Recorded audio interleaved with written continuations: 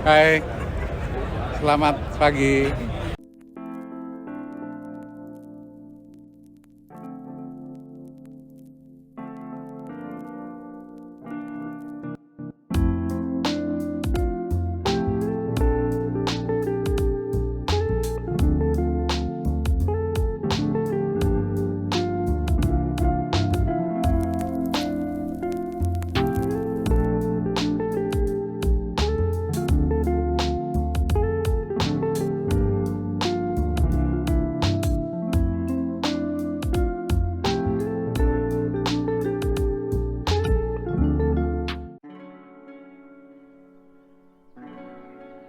Saya sudah 2,5 tahun menjadi Romo. 12 tahun. Saya udah jadi Romo 21 tahun. Saya ditabiskan tahun 92, jadi sekarang 31 tahun lebih. Iya. Saya sudah 31 tahun menjadi imam. Saya Mei besok, imamat yang kedua. Saya jadi Romo sejak tahun 92. Berapa lama kira-kira? Kira-kira tebak. 40 tahun? Lebih, 50 tahun? hampir. Berapa tuh? Kurang 2 tahun. 48 tahun? Ya. Saya udah tahun ini Agustus nanti 10 tahun jadi Romo. Saya 27 tahun menjadi imam. Ya. Selamat siang semuanya. Saya sudah 4,5 tahun hidup sebagai seorang imam Yesuit. Sudah kurang lebih 26 tahun. Syukur pada Allah. Doakan selalu ya. Ini juga para pendoa ya. 13 tahun jadi Romo. Sudah 16 tahun. Tahun ini 17. Ya, tahun ini tahun 2023 saya memang sudah 25 tahun imamat gitu. 27 tahun. Hai, selamat pagi. Romo udah berapa lama jadi Romo? Saya sudah 23.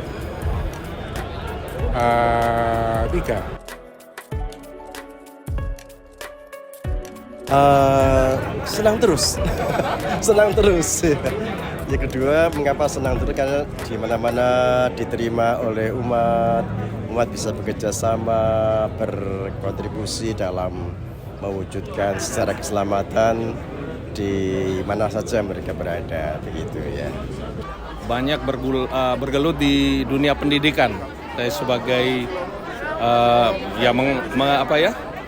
bergulat di pendidikan menengah kolese di Dili, Timor Leste 16 tahun. Kemudian saya berpindah di Kolese Canisius, Jakarta kurang lebih 11 tahun. Dan sekarang saya sebagai kepala sekolah di SMA Gonzaga, Jakarta Selatan. Ya banyak suka dan duka. Apa ya, suka duka? Sulit dikatakan, tapi pokoknya menyenangkan. Kira-kira apa suka dukanya sih jadi Romo? Suka dukanya sebetulnya banyakkan sukanya sih. Dukanya nggak terlalu signifikan sih lah gayanya. Sukanya banyak ya, melayani orang tuh bikin bahagia, mempersembahkan misa, melayani sakramen. Intinya kalau saya merasa senang karena bisa membawa Tuhan kemana-mana lewat sakramen. Jadi orang bisa terbantu untuk ketemu dengan Tuhan lewat sakramen yang saya bawa. Gitu. Dukanya sih sedikit banget gitu ya. Terutama ketika saya ingin bekerja sama tapi tidak ditanggapi kerjasama itu dengan baik. Itu yang membuat kok kayaknya susah banget ya. Tapi ya berdoa lalu minta tolong Tuhan, akhirnya ada jalan. Suka dukanya menjadi seorang imam adalah menjadi imam itu begini. Saya seperti mendapat kesempatan melihat karya Allah dalam hidup banyak orang. Dan itu hal yang paling luar biasa, seperti dapat kursi VIP melihat karya Allah dalam hidup orang. Oh, suka duka. Sukanya saya bahagia karena banyak umat yang mendoakan saya. Duka citanya kalau apa ya? Duka citanya, gue ada duka cita nggak ya? Ada. Duka cita. Harus gue cari-cari kali ya. Ada sebuah fakta, Tuhan bukan cuma memanggil, tapi Tuhan memperkembangkan.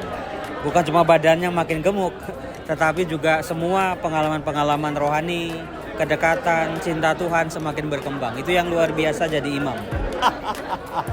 Duka citanya selama saya menjadi imam, ya berduka kalau suatu saat misa, ada saat ditolak oleh umat tidak mengerti dan kita tidak nyambung dengan umat. Nah itu berduka cita. Itu saja.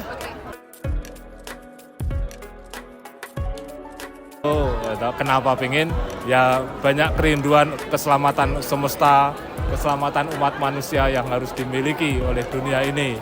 Disitulah panggilan untuk mengikuti panggilan Tuhan. Suka dukanya ya pasti ada, sebagai insan manusia pasti ada suka dan duka. Di situ pula lah rahmat yang senantiasa saya andalkan, berserah diri pada Tuhan dan Dia pun senantiasa menyertai melindungi. Makasih. Sukanya kemana saja pergi saya senang. Ketemu dengan banyak orang kemanapun. Ya, tidak hanya di Indonesia, di luar Indonesia pun sama. Sukanya banyak ya, mengalami cita-cita saya tercapai. Cita-cita melayani negara dan bangsa saya. Itu tercapai, melayani banyak orang. Lalu mungkin ada dukanya nggak jadi Romo? Dukanya kalau jatuh dalam dosa. Ya. Dalam karyanya. Alasannya pertama sederhana, karena tidak ada alasan. Hanya karena sebagai anak-anak suka saja ya melihat sebagai anak-anak, ya pertama-tama suka bermain ya. Seminari banyak fasilitas untuk bermain. Ya, jadi permainan itu akhirnya mengarahkan dalam yang lebih murni lagi ya.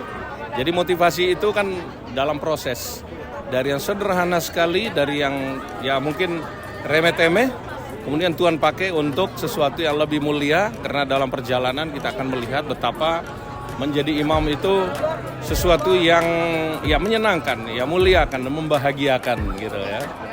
Mensyukuri rahmat Tuhan dalam kehidupan saya, dan saya ingin membagikan rahmat itu kepada semakin banyak orang, salah satunya dengan menjawab panggilan Tuhan menjadi seorang imam. Supaya bisa meneruskan para misionaris yang melayani umat, itu aja. Ya. Makasih ya, Mo. Oke. Lagi. Oh, kenapa awalnya pengen jadi Romo? Dulu saya masuk seminari itu tahun 98. Sebetulnya bukan pengen jadi Romo, dulu pengen main musik ya.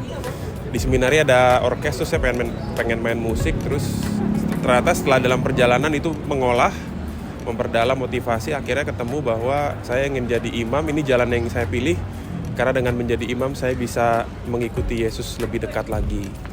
Pertama kali mau jadi Romo waktu SD, ketika saya setelah komuni pertama diajak misa harian oleh keluarga, saya melihat kok imam pakaiannya tuh khusus seperti ini loh, pakai kasula gitu ya. Lalu hostinya besar, lalu minum dari piala. Sementara kan kalau umat hostinya kecil dan pakaiannya biasa.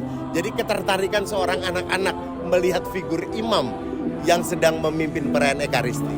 Gitu. Karena saya melihat sosok-sosok imam yang gembira, yang menemukan, yang merasa hidupnya penuh arti dan penuh makna. Kenapa saya menjadi Romo? Sejak kecil saya ingin menjadi Romo karena Karena tertarik melihat figur Romo yang katakanlah melayani, memberikan dirinya untuk Tuhan dan sesama. Dan rupanya pada saat saya jalani, susah banget. Artinya apa? Bergumul dengan antara keegoisan, gua mau waktu sendiri, me time untuk gue, tapi juga untuk orang lain. Di situ mengejar kesucian. Pingin aja, lalu kemudian itu berkembang dan akhirnya gitu. Awalnya jadi pastor, saya nggak bisa diem kalau saya lihat ada umat cari pastor tapi susah. Terus kenapa dulu Romo pengen jadi Romo? Kecelakaan. Bener, saya dari kecil nggak pernah pengen jadi Romo.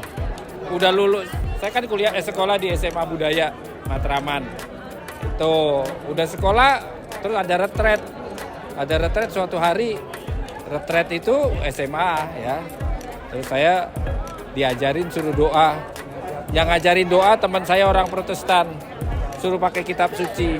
Doanya bilang, pergilah dan jadikanlah semua bangsa muridku. Setelah itu saya pengen jadi Romo. Udah itu aja. Terus pacar saya nangis.